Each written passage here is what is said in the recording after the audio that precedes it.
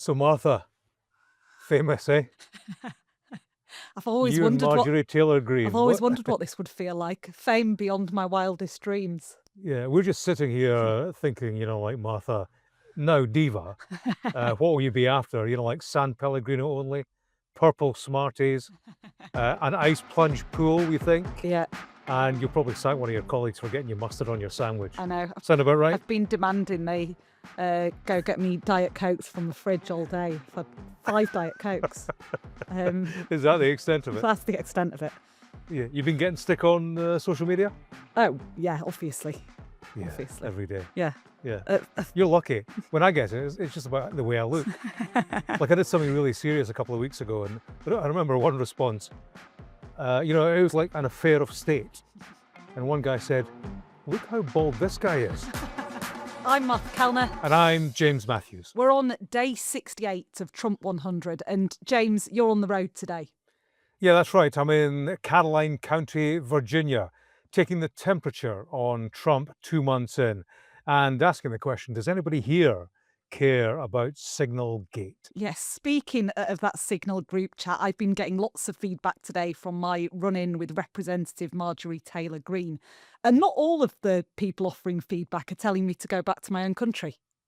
Should the Defence Secretary and the Vice... Wait, what country are you from the UK? Okay, we don't give a crap about your opinion and your reporting. Why don't you go back to your country where you have a major migrant problem? Okay, do you care? No. You should care about your own borders. Do you care about American lives being put at risk? Let me tell you something. Do you care about people from your country? What about all the women that are raped? Well, Martha, the day after you encountered Marjorie Taylor Greene, tell me how you're feeling. You've gone viral, of course, in the last 24 hours. I don't think I've ever had such a reaction to any journalism that I've done before. But 3 minutes with Marjorie Taylor Greene, and I'm now hearing from people I went to primary school with who I've not heard from for 20 odd years. Wow. Our colleague in Delhi, Neville Lazarus, who's our India correspondent, says it's been on Indian TV. It's been on CNN, NBC, all the major networks over here, even on Jimmy Kimmel last night. Wow. I know. What was that? Making my chat show debut. He was doing a bit of a deep dive into how they're treating the media over this story and, this deflection technique that we've been mentioning. Wow, Jimmy Kimmel. It doesn't get much bigger than that. But of course, there is a very serious subject matter underpinning all this, isn't there? I think it's definitely struck a chord because of the way Marjorie Taylor Greene expresses herself in that confrontation with me and what it says not only about the strategy that MAGA used to deny, deflect, and attack, but also what it says about the relationship that the United States has with Britain and Europe now. I've had a load of messages from American people today apologising for her conduct, saying they're embarrassed and that she doesn't represent their views. I should also say that I've had a fair few people calling me a lefty bedwetter as well. So it's been a mixed response. And Brits do have a stake in this story, right? We share intelligence with the US. We want to know that that intelligence is being protected and it's not going to put the lives of British troops serving abroad at risk. And there is no rule about who can and can't ask questions inside the House of Representatives or inside the Senate, as long as you have media credentials and that you're in the country legally, which I do, and I am. The cameo role that was impressive was, of course, the American journalist who was standing by your side. Marjorie Taylor Greene said, "Where are you from? This is for American journalists only." And the guy behind you, American, said, "Well, look, I'm American, and I want to know your answer to what she's asked you." Yeah, that was impressive and really heartening, because I think sometimes when you get into these disputes with people in positions of power, you want the journalists that are stood by your side to stick up for you. And it was incredible the way he said, "Well, hang on a second, I'm American and I want to hear what you've got to say." And she didn't really provide much of an answer to his question either. But I've actually been trying to figure out who that journalist is and can't identify him. So if anyone who listens to Trump 100 knows who he is, recognises his voice, email in and let us know. But Yeah, I think that was impressive, and I'm glad he did that. Um, and this is still a story that's got some way to run. There are still Sure. calls for someone to step down over this. It seems now that the most likely scalp is going to be Mike Waltz, who is the National Security Advisor. He seems to be the one who added Jeffrey Goldberg, the journalist, into this group chat. We know that earlier in the week, Donald Trump was giving him his backing. And I think you said, didn't you, maybe that's the kiss of death. And Yeah. it does seem like that might be the case, because Trump's now privately saying that he's surprised that Mike Waltz has not offered his resignation. So keep an eye on that. I do still think that someone may lose their job over it. And I think Mr. Waltz might be, the most likely candidate. But of course, it's the court of public opinion that often dictates how these things play out. And on that note, you have obviously gone outside of Washington, D.C. to take the temperature, as you said. What are people thinking? Do people know what signal is, what this story's about? Well, they do and they don't. You won't be surprised, Martha, to hear that it rather divides down the line of political division. I'm in a place called Bowling Green. This is a place, Caroline County, that backed Donald Trump at the last election. Checking in with the locals. I might say that's when I can find them. This is a lovely wee place, really nice people.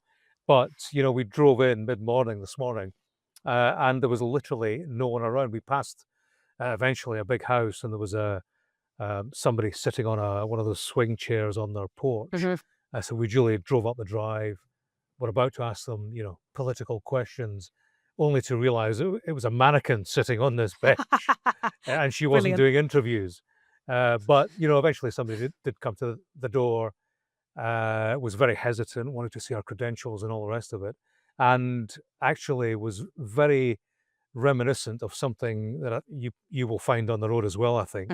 These days, people are reluctant in a way they never were before to talk politics because of how divisive it is. One cafe owner said, look, come into the cafe, film, speak to people who are coming in, customers and so on, but I'm not going to speak to you, if you don't mind, because I think my business is more valuable than my opinion, which, I thought was, well, fair enough, reflective of where we are now. It doesn't sound like anyone there who voted for Donald Trump is now regretting it sort of 70 days in. No, I didn't get any sense of buyer's remorse from people who had voted for Trump. I suppose it is, still early, but we did eventually catch up with people who were prepared to give us their time. Let's have a listen to a couple. I'm impressed with the agenda. I don't support it in any shape or form.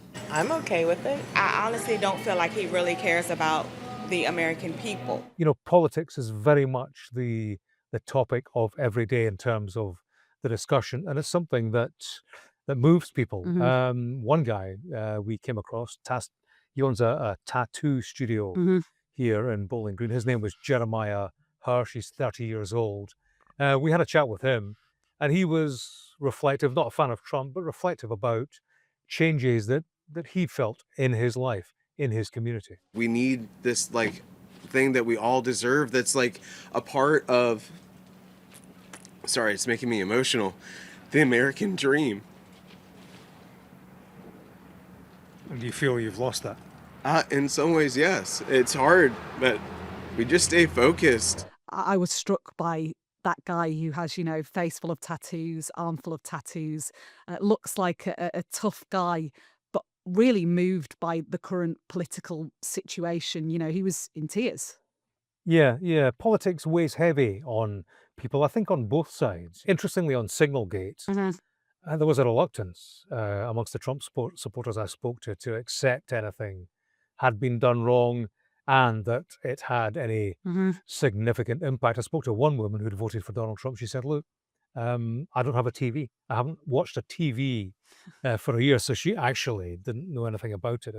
She's certainly not on Signal then.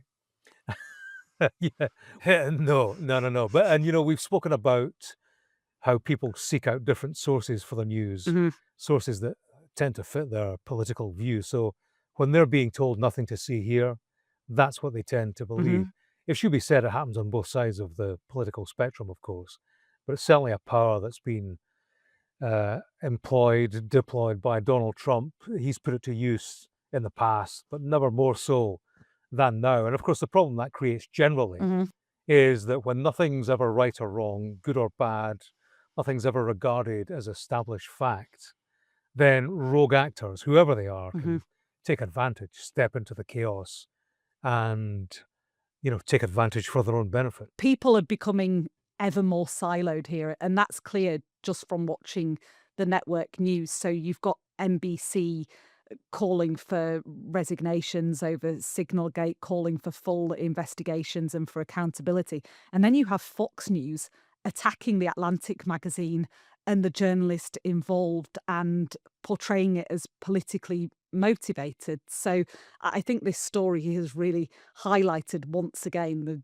deep, deep divides that exist here, across the board. It's interesting that you popped into a tattoo parlour there, James, because we've spoken previously about how relatives of some of the Venezuelan deportees who were sent on those planes a couple of weeks ago to El Salvador, allegedly because they're gang members, many of those families believe the men were targeted based on their tattoos. Yeah, the Trump administration is still arguing in federal court that it was justified in sending Venezuelans to El Salvador. They're still waiting to hear more evidence about why the Trump administration thinks that these men are indeed gang members. Not yet proven. And we've been hearing anecdotally these stories about immigration officials using tattoos as a reason for deporting certain immigrants who were over here. We mentioned that case last week, didn't we, about the guy who had a tattoo which he says is celebrating Real Madrid, a football topped with a crown, which he says is being mistaken for a symbol of a notorious Venezuelan gang. There's now another very similar case of a barber, a 23-year-old gay guy who says he was being persecuted in Venezuela, came over here seeking asylum, and he has a lot of tattoos, the kind of sort of tattoo sleeves that his lawyer says you might see in any coffee shop across America. But because he has these tattoos, he's been identified as a gang member, and he's now locked up inside this notorious El Salvador jail alongside gang members, alongside suspected terrorists, a really horrific place. Yeah, I'm just glad I don't have any tattoos, Martha. Do you? I actually do. I've only got one, and it's Right. a small teacup on my wrist. A teacup, which can only be for Yorkshire, right? That is correct. I got them with my sisters as a little ode to Yorkshire when I was on holiday Oh, well. after a few too many fantastic. sangrias. I suppose you've got to watch out for deportation back to Wakefield, nowhere else. Certainly after Marjorie told me that I should go back to my own country. But in all seriousness, this is something that if you're a migrant right now from certain communities, you are worried about. And it's not clearly the only reason for deportation that's concerning many in those communities. Flyers and even deleted images on social media accounts, they're some of the reasons being cited by immigration officials as informing deportation decisions. There's no doubt that if you're a migrant in the US right now, it has become a much scarier place over the last couple of months.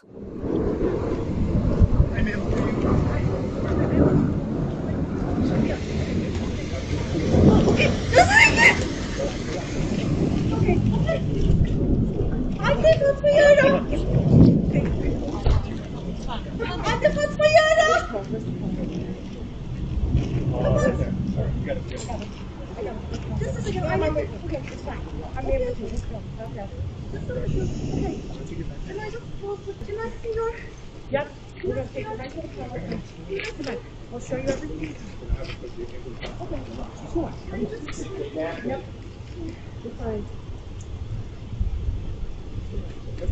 I understand it's scary. Where the police? Where the police? Yeah, you don't look like it. Why are you hiding your faces? Why are you hiding your faces? This is a pretty harrowing clip. Rumisa Ozturk, she was detained on Tuesday by federal immigration agents, and the video shows her walking along the street. She's on her way to dinner with friends when she's approached by several masked figures. God knows what she must have been thinking at that point. They then forcibly take her phone and her backpack and place her in handcuffs. Those officials, some of them had badges around their neck. They all have their faces covered. And she screams, and there is an unseen onlooker. You don't see them in the video, but they can be heard asking if she's being kidnapped. Mm-hmm. Yeah, terrifying stuff. That kind of grainy video that's actually reminiscent of other dark corners of the world. It's the latest in a series of arrests of students who are not accused of any crime, but have been involved in pro-Palestinian activism on student campuses. Öztürk, she's a Turkish national and a doctoral student at Tufts University. Her student visa has already been terminated, a decision that Marco Rubio, the US Secretary of State, has defended. Everywhere. Let me be abundantly clear, okay? If you go apply for a visa right now, anywhere in the world, let me just send this message out. If you apply for a visa to enter the United States and be a student, and you tell us that the reason why you're coming to the United States is not just because you want to write op-eds, but because you want to participate in movements that are involved in doing things like vandalizing universities, harassing students, taking over buildings, creating a ruckus, we're not going to give you a visa. If you lie to us and get a visa and then enter the United States and with that visa participate in that sort of activity, we're going to take away your visa. And once you've lost your visa, you're no longer legally in the United States, and we have a right, like every country in the world has a right, to remove you from our country. And just finally, James, we've missed the memo, apparently. The memo? What memo would that be, Martha? It was so-called Podcast Row Day at the White House today. All right. This is according to a video post from the press secretary, Caroline Levitt. They'd gathered together a room full of podcasters, don't know where our invite was, and cabinet officials. The message, apparently, is legacy media out and influencers in. When I saw Podcast Row, I read that as Podcast Row. Such is the acrimony around political coverage at the moment. But no, so we're excluded from Podcast Row. Where does that leave us?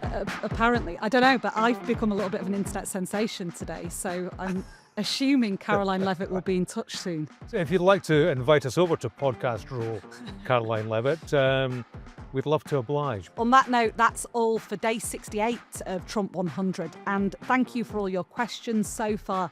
If you have more, you can email us at trump100@sky.uk. Also, if you'd like to share your thoughts on all of our Sky News podcasts, we have a short survey on listening habits. You can find that link in the episode description. Thanks very much for listening, and we'll be back tomorrow for day 69 of Trump 100.